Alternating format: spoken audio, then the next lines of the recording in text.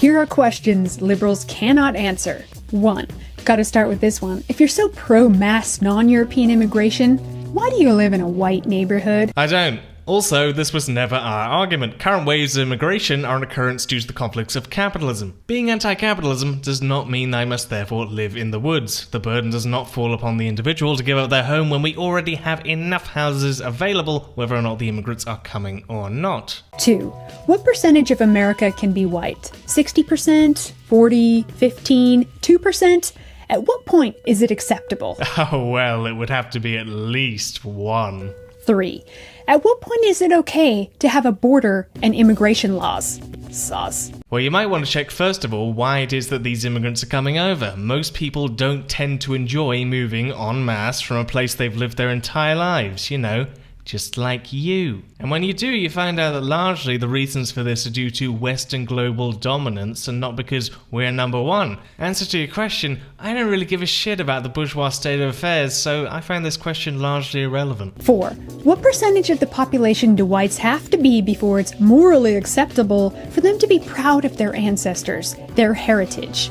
At what point can they advocate for their people with unions, orgs, and lobbyists, just like every other group? All I would need would be a time machine, right? And what I'd do is I'd get in my time machine, I'd go back in time to before Europe colonized the world, right? And I'd convince the leaders of Africa, Asia, the Middle East, Central and South America to invade and colonize Europe, right? Just occupy them, steal their land and resources, set up some kind of like, I don't know, trans-Asian slave trade where we exported white people to work on giant rice plantations in China. Just ruin Europe over the course of a couple of centuries so all their descendants would want to migrate out and live in the places where black and brown people come from. But of course, in that time, I'd make sure I set up systems that privilege black and brown people at every conceivable social, political, and economic opportunity. White people would never have any hope of real self-determination. Just every couple of decades, make up some fake war as an excuse to go and bomb them back to the Stone Age and say it's for their own good because their culture's inferior, and then, just for kicks, subject white people to colored people's standards of beauty, so they end up hating the color of their own skin, eyes, and hair. If, after hundreds and hundreds and hundreds of years of that, I got on stage at a comedy show and said, hey, what's the deal with white people? Why can't they dance? 5. When is it okay for a white guy to say, I am a proud, straight, white male? When is it okay for them to be loud and proud? When it stops being a literal Nazi wolf whistle, that's when. 6. What is so wrong when European women want to have white children who look like them? Instead of, ooh, your mixed race baby is so cute, how about, ooh, your little blonde blue-eyed baby is so adorable and unique? It is okay. Literally nobody cares except for you and your cherry-picked article and your fragility complex. 7. For legal immigration alone, 1 million plus a year come to America. That's like importing a large city every year. How many non-European people need to be in the country before it's okay to say, that's enough? I refer you to question 3. Look, you're not going to stop immigration unless you start solving these contradictions, Lana. People will build tunnels. 8. You liberals claim to be environmentalists, and yet you are not aware of the horrible environmental consequences of mass migration, not to mention the problem of limited resources and an overburdened physical infrastructure. Yeah, it used to be common knowledge among you, but we have so much and we waste so much, so the solution is to import the entire third world so they too can have and waste much and enjoy a first world lifestyle? Oh wow, that's a leap of logic right there.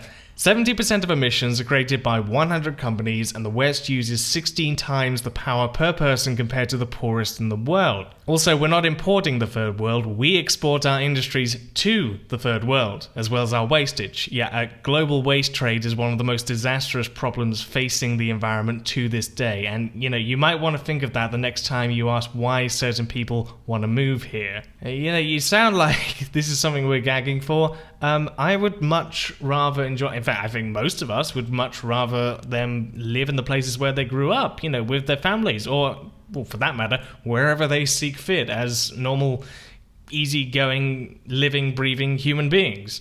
But that's not the material situation, is it? Your logic would actually conclude that Genghis Khan was morally good because he was killing lots and lots of people, and so therefore he was reducing the carbon footprint.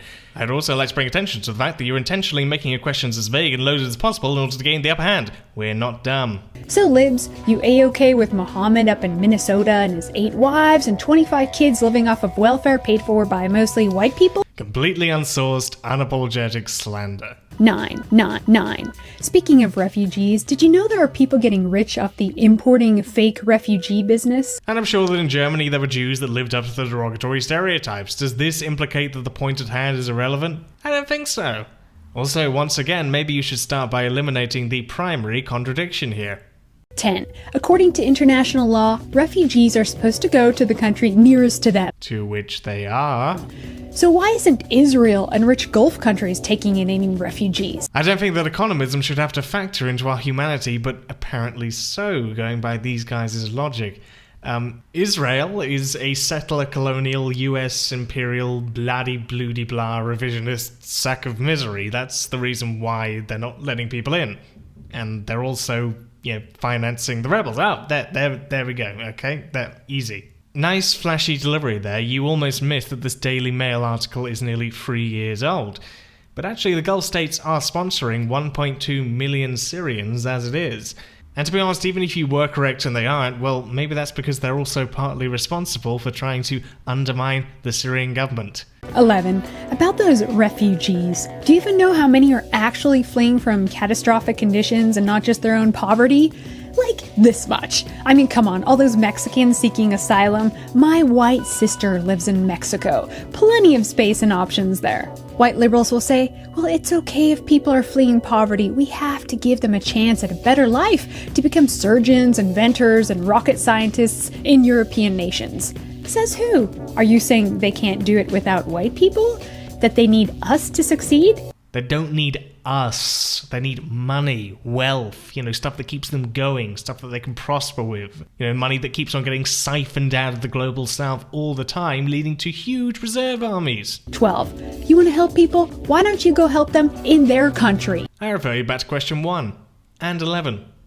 You white nationalists, you're so proud of your collectivism to the power of the state, the individual has no purpose beyond his social utility, but you expect everyone else to go on and do things on their own. Wow, the inner apathetic libertarian has begun to shine in you once again, Earthchild. 13. To all those filthy rich celebrities making anti-white trash films, why aren't you taking in any refugees into your house surrounded by a wall in an upscale, gated community? Because they're rich toffs who touch a leper or two to sell more copies of their books and albums, that's why.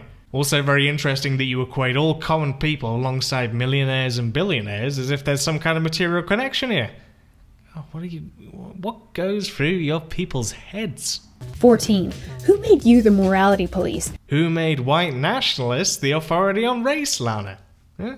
Yeah, I'll let you think that over. Now, with all that out of the way, I would like you to answer all of my questions. Number 1. Does he look like a bitch? Number 2. How many licks does it take to get to the Tootsie Roll center of a Tootsie Pop?